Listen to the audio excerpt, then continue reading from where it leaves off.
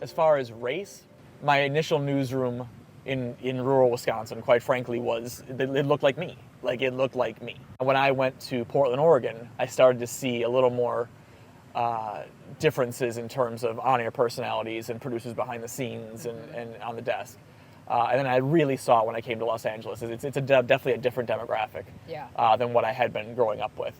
And I think that plays a big part in the stories we tell and how we tell them. And I think you need those voices that don't have the background that I may have or that somebody else may have. When you look at how things have changed, do you feel a sense of peace? Do you feel a sense of, wow, I'm so glad I can take part in this now? Or do you think we still have some issues going on? If I look at the newsrooms that from in Atlanta, where I'm from originally, they are very diverse, actually. And there's a lot of different people from a lot of different backgrounds that are able to tell those stories. Love to see more diversity. Obviously, I think there, again, is room for improvement. However, there are strides that are being made on a regular basis to make sure that these newsrooms reflect the communities that we live in. Do you think that it helps being a Hispanic female, being in a newsroom, or do you think that it hinders you in some way?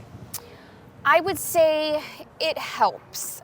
Bringing any sort of diversity to a newsroom brings perspective. And so when, in the South, we'd celebrate Hispanic Heritage Month, and I got to be part of those pieces. But here in LA, every day is Hispanic Heritage Month, especially at the NBC4 Telemundo Duopoly. And so I feel that it really does help to have diversity in the newsroom. I don't think that it's ever hurt me. I've learned in my short time as a manager that I don't know everything. I don't know the Hispanic experience. I don't know the Black experience. I don't know the Asian experience as much as I think I'd want to. So it's just talking with people. It's hearing from those people who have different backgrounds than me. It's admitting to myself that maybe I just don't know this. I don't know what that means. I don't know how impactful this is to that culture. So you just got to talk to people and just have real conversations with them and be like, listen, how important is this? How do we need to cover this or do we need to cover that? Like, I've had those conversations with people who don't look like me and don't have my background. So it's all about communicating. For me, there's always a story that stands out. Yeah. The most recent one was covering Taylor Swift when she came here to SoFi. Oh my gosh. I'm a big Swiftie. Yeah. So it was really fun, and I got to use the poet inside of me. Yes. Okay? Yes. Tell me, you have any that stand out for you? Absolutely. So for me, I would say it was 2020. There was a nursing home in Seattle that had a strange case illness going on in this nursing home. Okay. And we're covering Pre-pandemic? I'll get to that. Okay. So Okay. we this happens, strange illness going around. We don't know what's going on with this. There's some virus that's coming from China at this moment. It happens to be the first case of COVID that hits the United States. Was in Seattle as I'm reporting on this story at a nursing home, had no idea what was about to happen, right?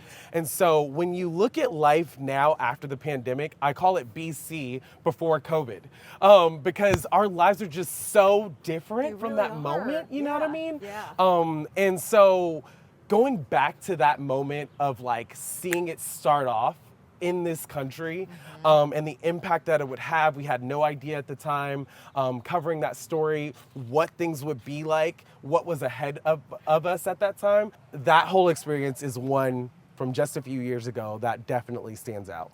Is there a story you did and you say, I'm so proud of that? That was a challenge and I overcame it. Some of the work that I'm most proud of was in Florida. I was an in-depth investigative reporter there, so I was able to spend a lot of time on things, and I spent a lot of time with people in the community and talking about homeowners insurance, which I don't own a home. I didn't understand what it was, but being able to spend a lot of time digging into it, I found that there was a lot of corruption, there was fraud, there were scams, and hurricane after hurricane, people are getting left with absolutely nothing.